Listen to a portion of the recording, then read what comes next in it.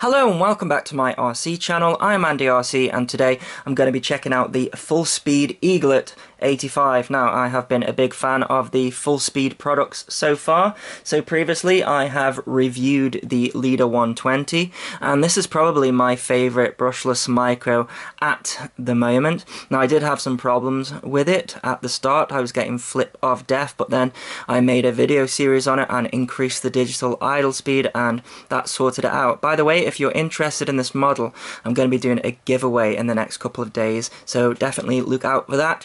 And I also reviewed the Full Speed Bat 100 as well, and that was a great 1S brushless micro. So I requested the rest of the range, and this is one of them, the Eaglet 85. The design feature of this one being that it has got a protector around the propellers, so you can fly it indoors and outdoors as well. So let's take a look at the specifications, starting off with the motors. So the motors, they do look a slightly different design. I don't know if this is an older model of theirs.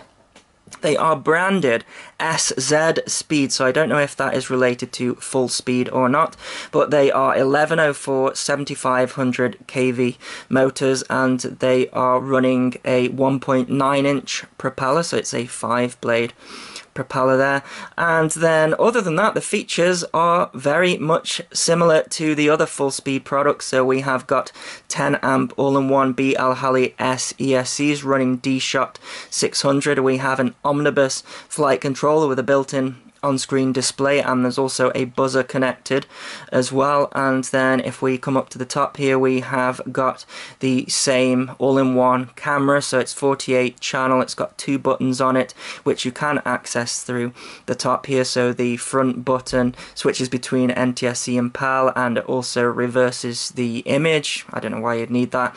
And then the button at the back there, a long press cycles through the different bands, and then a short press through the individual 8 channels of that band. And then we have a sleeve dipole antenna coming up the top here as well. So yeah, 25 milliwatt camera, 48 channel, and then we have got this 3D printed canopy up here as well. It's keeping all that housed, which is quite nice.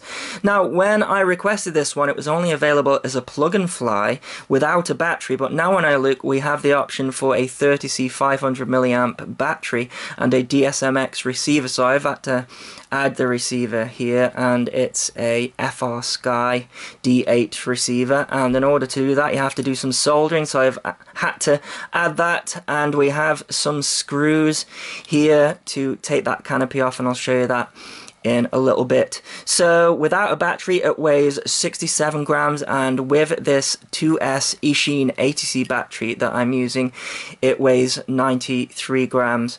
So we have got a carbon fiber frame here with these little tiny screws using hex screws. Now, the only issue that I've had with this so far is out of the box these screws here were loose. So we've got screws underneath here, and then we've got these nuts here, and they were all loose.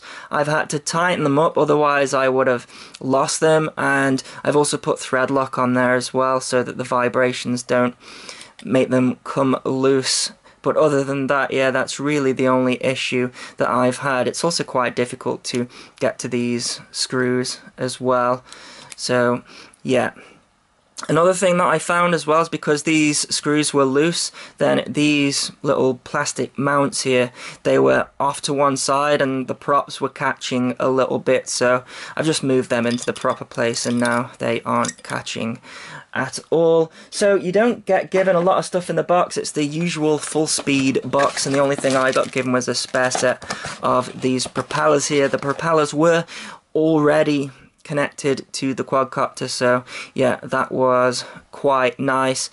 So let's get the top off and I'll show you how I have connected the receiver, but it's basically the same as the Leader here because it's the same flight controller. Okay, so I've taken the top off here. It's just 2 Phillips screws, but really tricky to get back in. And I've soldered in my receiver, and that's quite tricky to get in as well because we have this surround that's very close to it, but I just managed to get the iron in there. So we have got the signal first, and then the 5V in the middle, and then the ground at the back, and then these pins in front of it is the same but for 3V, so if you want a Spectrum satellite in there as well, and that's on the UART 3 in Betaflight, so you need to turn that on as well. Other than that, we have got the buzzer here, which is on a little sticky pad, which is quite nice, and then when the receiver goes into this little canopy, I've just stuck it through this little hole here. You have to be careful to put the canopy on the right way around, otherwise it's not going to fly in the direction that you want it to, but other than that it's fairly easy. So yeah, as I say, it came with Betaflight version 3.15. Now, one problem that I had as well is, can you see that as the board's at a 45-degree angle, the USB connector also is, and it's pointing at the motor. So unless you've got a really slimline USB connector, you're going to have to take this propeller off in order to plug in your USB connector, which is a bit of a pain. I changed a couple of things. I set the Super 8 to 0.8, that is just my preference. I also moved some things around on the on-screen display as well to my liking, and this receiver here actually has RSSI output on channel 9, so I added that to the on-screen display as well. I think motor stop was turned on, so I turned that off too, and I also reduced the voltage of the beeper as well to go off at 2.8V, I think, just because it's a small battery. And another thing that I have done is added all of the modes in there because there wasn't anything in there. So I've got my arming on a 2-position switch on the aux 1, and then I've got angle, acro, and air on the aux 2, and then beeper on the aux 3 for a lost model alarm. Okay, let's go for a quick line of sight, starting off in angle mode. This is really just to check out the punch, and already I can hear that it's quite loud. Well, let's go for a punch. Yeah, it's not bad, but with it just being a 2S, it's not as powerful as some of the other models out there. So really, this one, more of a sort of training aircraft outdoors, and then an indoor flyer as well. You can hear it, the motors are screaming, but it's not really going very far. Let's see what it's like in acro. Now these aren't the stock PIDs, but I haven't changed them much, because you tend to find that when you start putting ducts on and prop protectors, etc., it requires a different tune.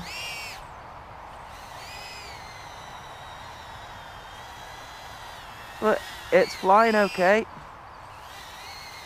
No flips of death or brownouts, but this is a high C battery, so I don't expect that. It's a nice design, and you could try it with a 3S battery, but I don't fancy it. I think eventually you might end up doing some damage. Yeah, feels quite dialed in actually, and it's feature packed. Got all of the great features that full speed offer. Look at that, nice loop. I like it, it's flying nice, not too scary. No, that's the punch to expect, but it's consistent, doesn't seem to be vibrating. So yeah, good for outdoors and indoors.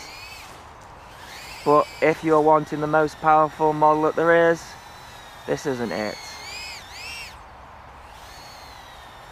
But if you're after a model that flies indoors and outdoors nicely with on-screen display, and so far it's acting nicely. Of course we'll have to see how it flies FPV, but it's looking good so far. Yeah, I really like this. just been so used to these crazy models with crazy power, like the Leader 120.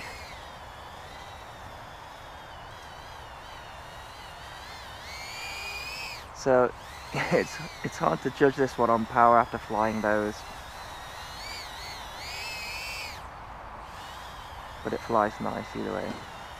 Right, let's come in for a landing and get some FPV done with it.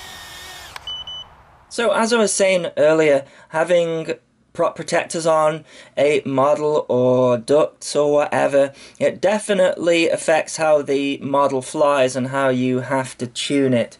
Now sadly I haven't had enough time to be able to get a proper decent tune out of this because it just rains all the time. In fact, this was one of those days where I had to sit and wait for a gap in the rain, and it was just long enough to get a flight in. In fact, I think you see at the end of the flight the rain starts pouring down. But yeah, it was flying pretty decently, and then about halfway through the flight I really pushed it, which I always do, and then it started to do that flaring thing that models do when they have a prop protector on it. And I do think you could tune it out with this one because it was only very slight and I only managed to get it to do it a couple of times, but it's basically where you're flying along, you do like a maneuver like a fast roll or a flip or something like that. It upsets the flight controller, and then when you're trying to fly level, the model will start to pitch backwards on its own, and